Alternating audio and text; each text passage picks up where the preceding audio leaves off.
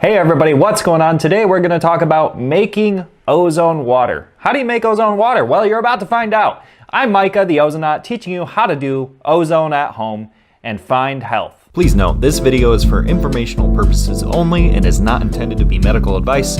Please seek advice from your medical practitioner before attempting anything like this or ozone therapy.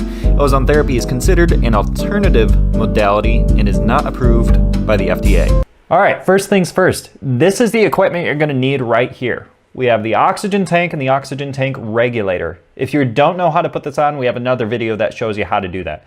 We have silicone tubing that's going to connect our regulator to the ozone generator. We have the ozone generator that actually makes the oxygen into ozone gas, O3. And then we have a water bubbler system. Now the ozone gas is going to go down through here into the water, and it's going to infuse the ozone gas into the water, making ozone water. This piece here is a destruct, and it's going to come just like this with this little piece on there. You want it like that. This is going to neutralize the excess ozone because you can't breathe ozone. You don't want to be breathing it because it oxidizes the lung tissue, means it irritates them.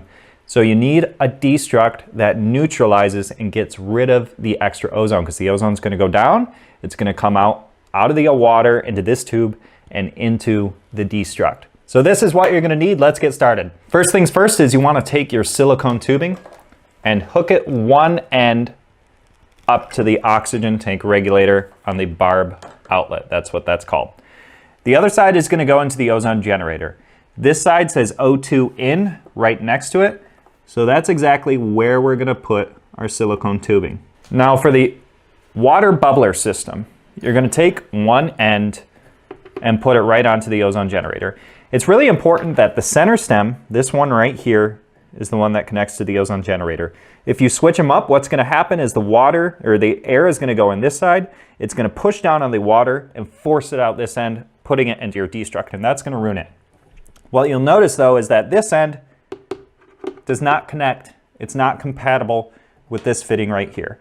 So you take this end right here, you connect it right on top of the ozone generator, and you take this end and connect it right into the destruct.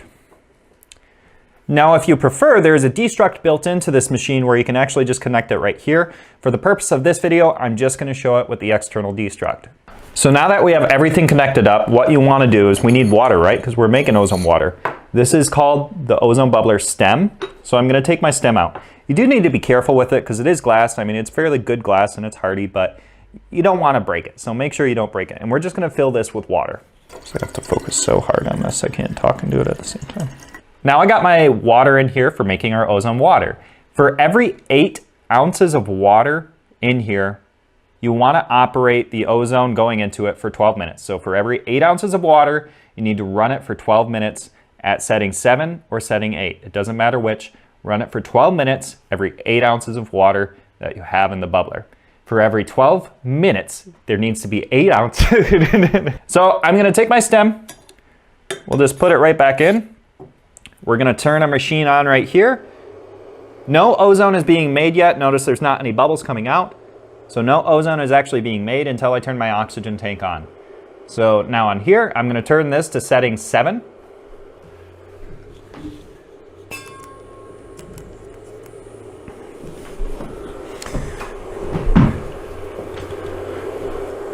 Beautiful. Now we're actually making ozone water, so the ozone gas is going in through here, down through this fine pore diffusion stem. The ozone gas is being infused into the water. Not all of it gets into it though, so the rest of it is coming out through here and into the destruct, where on the end of it, it's turning back into oxygen. So this is how we make ozone water.